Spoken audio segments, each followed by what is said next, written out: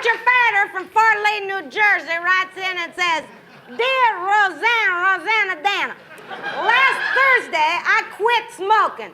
Now I'm depressed, I gained weight, my face broke out, I'm nauseous, I'm constipated, my feet swelled, my gums are bleeding, my sinuses are clogged, I got heartburn, I'm cranky, and I have gas. What should I do? Mr. Fader, you sound like a real attractive guy. On the first weekend of January 1986, Gilda Radner, one of the breakout stars from the not-ready-for-primetime players who made up the original cast of Saturday Night Live, was driving to a friend's house in Los Angeles for a tennis game with her husband, Gene Wilder.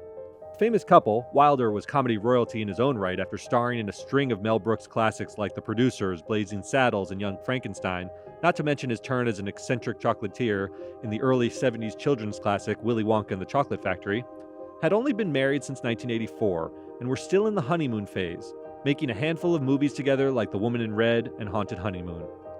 She had described their first meeting as, quote, love at first sight, and they were really the envy of Hollywood. Two massive stars at the top of their game who seemed to be genuinely in love. Although she'd recently suffered a miscarriage, the couple maintained a busy work schedule and an active lifestyle, which is why it was so strange when Gilda first mentioned during that car ride that she felt something she described to Gene as, quote, a fog rolling in. She said, quote, I can't keep my eyes open. I think I'm going to fall asleep. And that's just what she did, leaning back in her car seat and conking out. Once they arrived at the tennis court, she woke up and started playing, and it seemed like nothing was amiss. But it was strange enough for Gilda that she went to an internist to check it out. Radner had faced some health issues in the past, mostly related to a pronounced eating disorder she picked up during the hectic days of SNL. But this seemed different. The sudden exhaustion was entirely foreign to Radner, who was a whirling dervish on the improv stage, and never someone who could be described as low energy. The doctor did some blood work and diagnosed Radner with Epstein-Barr virus. The virus is associated with mononucleosis and other health conditions, and it can manifest itself in a constellation of symptoms that the medical community often calls chronic fatigue syndrome. And over the following months, it did indeed seem like Radner was suffering from this condition. She'd get the symptoms for around 10 days, then they'd dissipate. The fog would roll in, Radner would take an afternoon nap, and she generally woke up feeling fine. But the symptoms worsened over time. Although famously petite, Radner started experiencing serious weight gain and at times struggled to button the top of her pants. Things came to a head during a trip to Paris in June, during which Wilder said Radner experienced massive cramps, stomach pains, and bloating during a meal at his favorite bistro, leaving her doubled over in pain on the curb as he waved down a taxi. Shortly thereafter, Gilda developed debilitating shooting pains down her legs, struggling to stay comfortable and negatively impacting her sleep. Her symptoms suddenly seemed far more concerning than just intermittent bouts of fatigue. A new round of doctors, including gynecologists and gastroenterologists, did some additional testing, but none of them said the actress was suffering from anything life-threatening.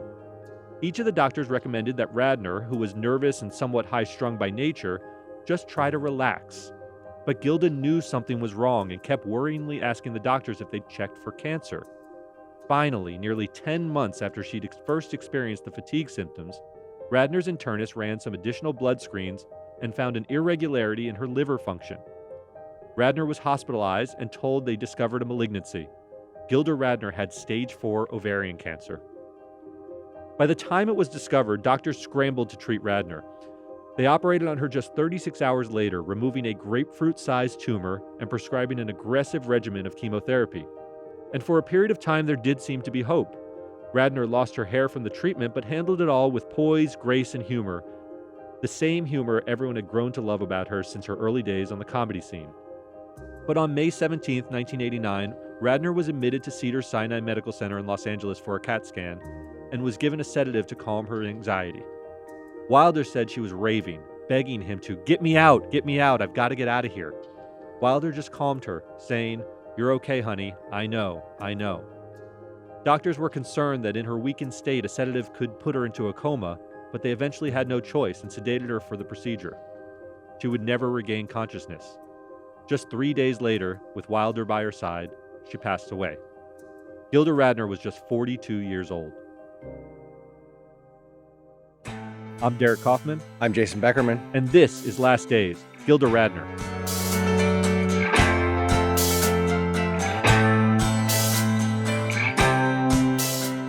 In the aftermath of Radner's death, Gene Wilder was absolutely bereft and devastated.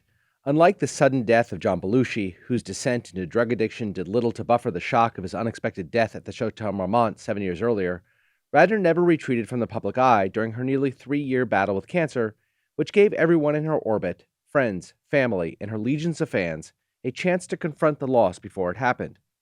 In March 1988, Radner saw her SNL castmates one last time to celebrate Lorraine Newman's 36th birthday party. Already weakened by her treatments, Bill Murray recalled he and Dan Aykroyd literally carrying her around the Los Angeles house party so that Radner could say goodbye to each and every person. Radner also poured herself into writing and other works as a mean of coping and perhaps distracting herself from the depressing reality of her health situation, penning a memoir called It's Always Something, which was a catchphrase of her wildly popular Roseanne character on SNL that included details of her cancer battle.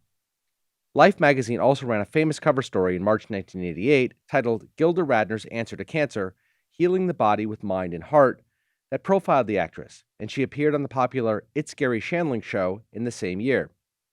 She was even scheduled to host SNL in the spring of 1988, which would have made her the first female former cast member to host the show, but the production shut down due to a writer's strike, and it never happened. Jason, do you remember the coverage of Gilda Radner's cancer? I remember this being big news. I was young, but the coverage was sort of omnipresent. She was such a big star because SNL was in its heyday when she started to get sick. So she was part of the original cast, which always, existed in this rarefied air. John Belushi had passed away. There were some troubles on the set in those early days, lots of drug use, but she was this person who was so full of life. To see her get sick over time and sort of deal with it publicly was a big deal. To contextualize this, right, the late 70s, SNL comes on the scene, and it is an enormous hit, and all of the original stars, or many of them, became really, really famous. Obviously, Belushi, and then Chevy Chase, Bill Murray, and Dan Aykroyd, and Gilda Radner was among them. Now, she didn't have, as we'll talk about in a second, she didn't have the success in movies and television that some of the others did, but she was incredibly fondly remembered from her days. Her character, Roseanne was, one of the great characters of all time. And really a beloved figure, right? So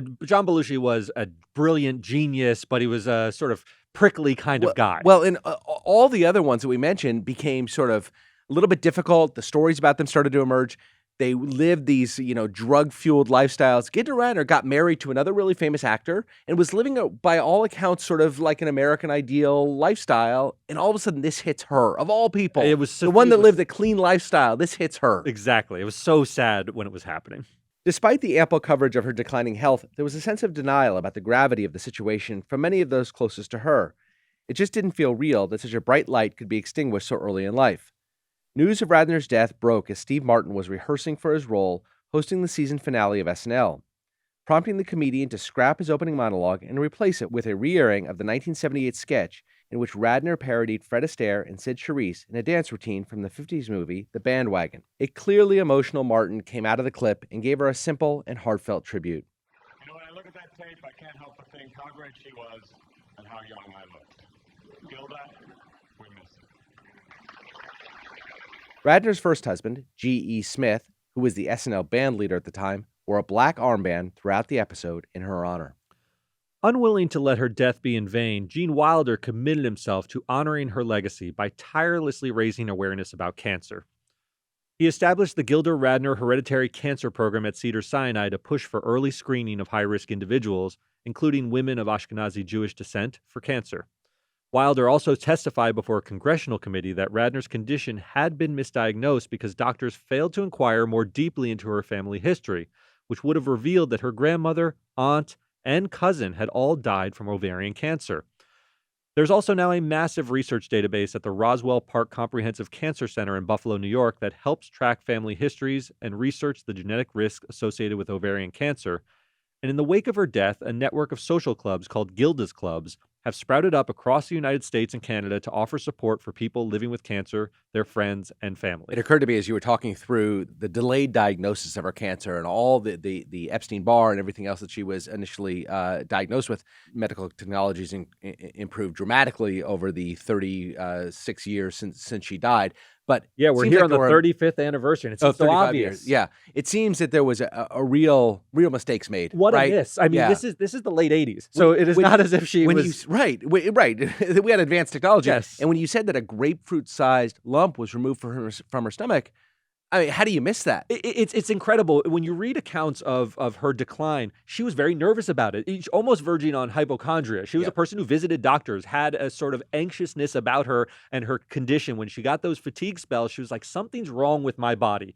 And she kept getting answers of, you're pretty high strung, because she was an anxious person. So the doctors initially seemed to diagnose that you need to calm down. You're making yourself. Yeah, you said maybe that, a little right? The sick. people saying you need to calm down. Even Gene Wilder was saying it'll be okay. I mean, she was really in the throes of the end at that point. Although he wrestles with a lot of guilt. I mean, Yeah. Gene was very outspoken, and in many interviews, he wrestles with telling her to calm down in that moment when they wanted to sedate her. She was, the last moments with the sort of love of his life, she was very erratic, and they had to put her down, and she never regained Just consciousness. does seem very that sad. we weren't there at the time. It just seems that there were mistakes made that maybe could have diagnosed this earlier. It really does. And in 2002, ABC unveiled a 3-hour block of network programming entirely devoted to Gilda Radner, offering a tribute to one of the finest comedians in television history and ensuring that younger generations would remember her. Fellow SNL alum Molly Shannon hosted a 1-hour special about her life called Gilda's Greatest Moments, which featured her best moments on screen and a host of celebrities, including Steve Martin, Eugene Levy, Lily Tomlin, and others, reflecting on her career. And what's most interesting about the special is just how, we've mentioned this, how beloved Gilda Radner was. She was not a controversial figure like Chevy Chase and John Belushi. Even the targets of her comedy, like Barbara Walters, very famously, Radner would send up Barbara Walters and call her Babwa Wawa, sort of making fun of her voice. And a number of skits spoke admiringly of Gilda in this special. I have had everything lifted. You mean you've had your legs lifted? Everything. Even my wheel. What? My wheel. Your rear? What? I was doing an interview in the south of France, and I went to a restaurant, and Carl Reiner was there with Gilda. She'd gone to the ladies' room, and when she came back, she saw me talking to him, and she blanched. I think she thought I'd be angry. Instead, I put my arms out. We embraced. It was lovely, and it was sweet. I loved her before, and I've loved her ever since. Gilda Radner was almost destined for stardom at birth, but the high-flying life of a massive celebrity in New York in the 1970s proved to be difficult for someone naturally prone to anxiety. Born to Jewish parents in Michigan right after World War II, Radner was named after the famous movie starring Glenn Ford and Rita Hayworth. She was drawn to nightclub performers and Broadway shows, and although she was a good enough student to get into the University of Michigan, she dropped out her senior year to follow her boyfriend to Toronto. It was in Toronto that Radner got her first taste of professional acting. She joined a 1972 production of Godspell that featured a slew of future stars, including Eugene Levy, Martin Short, Victor Garber, and Paul Schaefer. And from there, she joined the Second City Comedy Troupe in Toronto and became a featured player on the National Lampoon Radio Hour, which was a syndicated comedy show that introduced the world to John Belushi, Chevy Chase, Bill Murray, and so many others. We talked about this in the context of John Belushi, right? This is how he met Chevy Chase and how they became, and I believe Dan Aykroyd as well. Yes, I'm endlessly fascinated with the dawn of this scene because it was quite small. So they were all in the same comedy circles, and then they blossomed into these massive stars in this huge cultural moment with SNL. And it was really from this nascent comedy scene that the freshman cast of Saturday Night Live was born in 1975. Even given the deep bench of talent of the original Not Ready for Primetime players on the show, it's important to note that Radner was actually the very first performer to be cast on the show because she already had this roster of original characters that really became the lifeblood of those early seasons, including Roseanna and Emily Latella, an elderly woman with hearing difficulties who appeared frequently on Weekend Update. Here to reply to a recent editorial is Miss Emily Latella. I'm here tonight to speak out against busting school children. Busting school children is a terrible, terrible thing. Radner was also a versatile and gifted impersonator, taking on Lucille Ball, Patti Smith, and even Belarusian gymnast Olga Korbut in early sketches from the show. And she took home an Emmy for her work in 1978, and Rolling Stone still ranks her in the top 10 of the most important cast members ever to appear on the show, and that's an exalted list. Well, it sure is. And the reason is because she and the others that were there at the time kind of wrote up the blueprint for what the show was going to be forever. The impersonations, the characters, the Weekend Update characters. Really, you know, the Weekend Update is the through line through the show for its entire existence. And she was there doing these skits on it. Yeah, they still do it to this day. Those bits of the people who come on to Weekend Update and deliver characters, that was Roseanna Right. Dana. That's how she was introduced to the world. Right. And it's true that she was beloved enough to parody really anyone without it seeming too mean-spirited, which is also sort of the secret sauce of the show. It's an ethos that has really permeated SNL since then. They're able to make fun of Al Gore, make fun of Donald Trump in a way that is palatable. Get the actual celebs who they're parodying to come on and act side by side with the person. That's sort Sarah of Palin with Tina Fey. Hillary Clinton with Leslie Knope. Amy Poehler. Sorry, Janet Reno came on an SNL episode with Will Ferrell impersonating Janet Reno, which was, everyone was like, that's kind of mean to have a man impersonating Janet Reno, but everyone was in on the joke. And it was that's sort of the heart of SNL. And unlike the stormy geniuses like John Belushi and the puffed-up narcissists like Chevy Chase, Radner was just lovable, and her presence was really a ballast for the show, ensuring that it remained this good-natured, good time, and funny throughout those early seasons. But if it's abundantly obvious how Radner was great for SNL, it's somewhat more complicated to evaluate whether SNL was good for Gilda Radner. She battled bulimia while on the show, and the intense attention received by those early years of SNL and its growing audience presented obvious challenges for someone of her sensitivity, exacerbating her anxieties and insecurities. But she never complained or wallowed in self-pity about it, and Radner always focused on the good fortune of breaking into comedy in such a big way.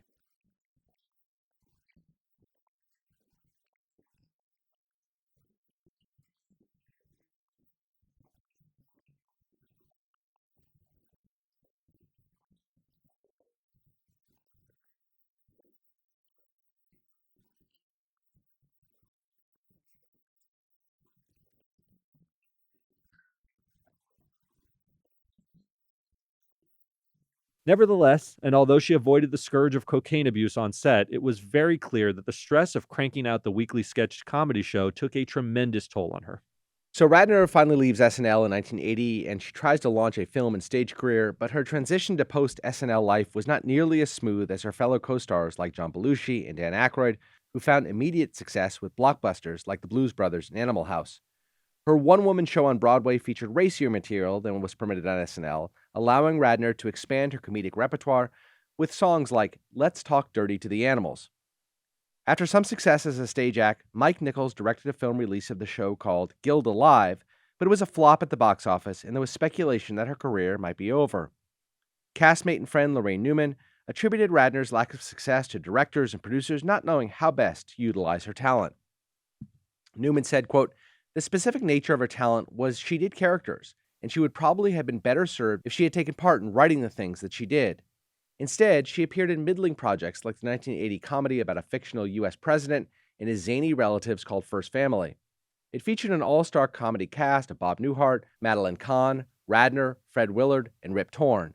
But it bombed, making only $15 million at the box office and was critically panned, with Time magazine's Richard Corliss writing, quote, "Any episode of MASH, Taxi, or The Muppet Show has more laughs and pathos per minute than this impeachable farce." Yeah, sort of unsparing review. I had to include it, though, because when you talk about Gilda Radner, this is a big part of her legacy is that she never really made the leap to film afterwards. And I'm not quite sure why. I think some of that zany madcap energy works in sketch comedy, and it doesn't really work. And that's okay. She was a brilliant sketch comedy artist and just never translated to longer form. Yeah, I think that's right. I mean, it doesn't diminish what she did on SNL in any way for me, and I don't think for it diminishes most her of her legacy and that she's not as famous as the people that maybe didn't have even as much success in SNL, but are so much more famous. Dan Aykroyd, for example. Sure.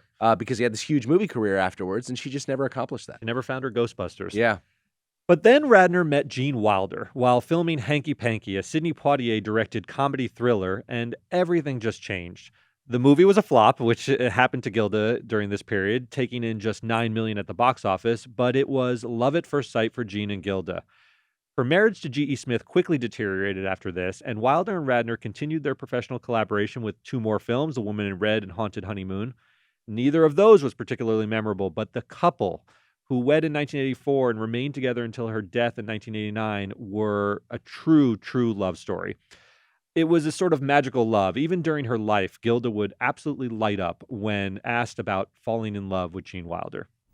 You know, they talk about illness and all these things, you know, that maybe they come from chemical things in our body. I think it should be a great sign to doctors and scientists that love, what it does to our bodies and our spirit and our health. And it's a thing that what is it? It just comes from meeting somebody and changing us and our whole chemical being. They should start, I think they could treat illness with love. And I'm just lucky in my life that I got that. And although they only met during her last decade of life, the deep love between Gilda Radner and Gene Wilder was obvious to anyone who was around the couple, and Wilder often reflected on his brief time with her during interviews after she passed away. Her relationships before Wilder had been tumultuous affairs, befitting the hectic lifestyle of someone who rolled with the funniest generation of rising comedy icons and starred in the coolest show in the country. She'd been romantically linked to SNL castmates, including Bill Murray and Dan Aykroyd, had that marriage to G.E. Smith, and she shared an on-again, off-again relationship with Martin Short while appearing in that theater production of Godspell. But by the time she met and fell in love with Gene Wilder, there was a maturity and calmness to the couple that just seemed perfectly sweet. She described their bond simply as, quote, "My life went from black and white to Technicolor." And in the years after her death, Gene Wilder always spoke adoringly about his late wife and seemed to have a deep understanding of just what made her so special and so unique. And so, I thought it only fitting to give him the final word. If I had to compare her to something, I would say to a firefly. In the summer, at night, when you see a sudden flash of light, it's flying by and then it stops. And then light and stops. She was like that. She'd light up the world and any people that she was with, and then you'd see her crying about something else and sad, and then she'd light up again.